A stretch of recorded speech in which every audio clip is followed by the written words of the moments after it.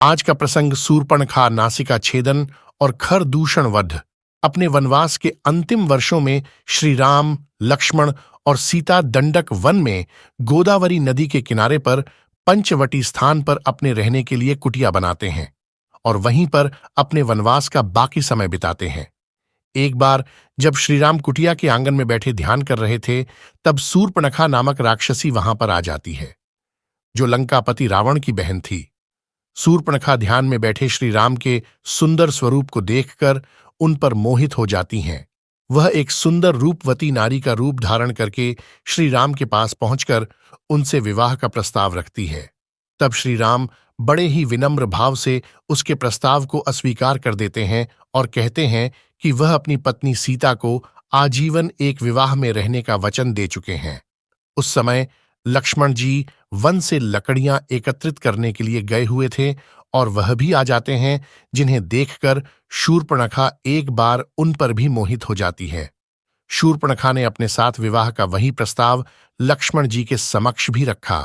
तब लक्ष्मण जी उनको बोलते हैं कि उनके बड़े भाई श्री राम के होते हुए वह उनके योग्य नहीं है। जब श्री राम और लक्ष्मण दोनों शूर्पणखा के विवाह प्रस्ताव को इनकार कर देते हैं, तो शूर्पणखा को क्रोध आ जाता है और तभी देवी सीता भी कुटिया के अंदर से बाहर निकलकर आती हैं।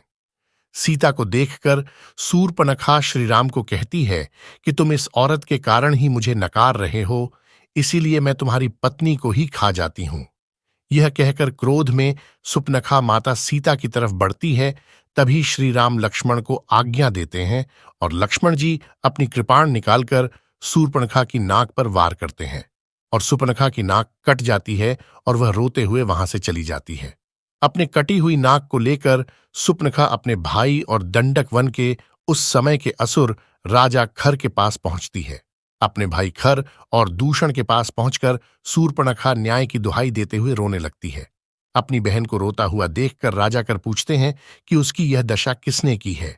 तब शूर्पणखा रोते हुए खर को बताती है कि श्री राम और लक्ष्मण नाम के दो युवक गोदावरी नदी के किनारे अपनी कुटिया बनाकर वहां पर रहने आए हैं।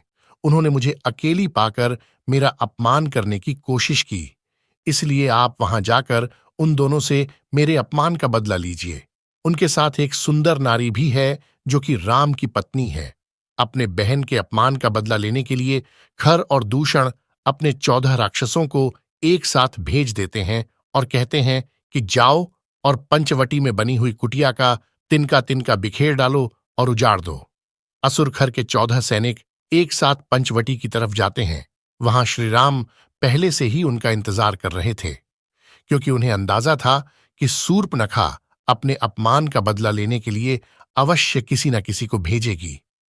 14 असुर एक कतार में उनके सामने आकर बोले कि दंडक वन के राजा खर ने का आदेश दिया है कि तुम दोनों भाई हमारे राजा की शरण में खुद को समर्पित कर दो तथा तुम्हारे साथ जो सुंदर औरत है उसे हमारे राजा की सेवा में उपस्थित करो। उनके यह बातें सुनकर श्री राम ने अपने धनुष पर एक बाण साधकर उनकी तरफ छोड़ा और एक ही बाण से उन सभी असुरों का सर धड़ से अलग हो गया, जिसे देखकर शूर्पणखा चौंक गई और फिर अपने भाई खर दूषण के दरबार में आ पहुंची और बोली, रक्षा कीजिए भैया, रक्षा कीजिए। आपके भेजे हुए 14 असुरों को उस राम ने अपने की बाण से मार डाला।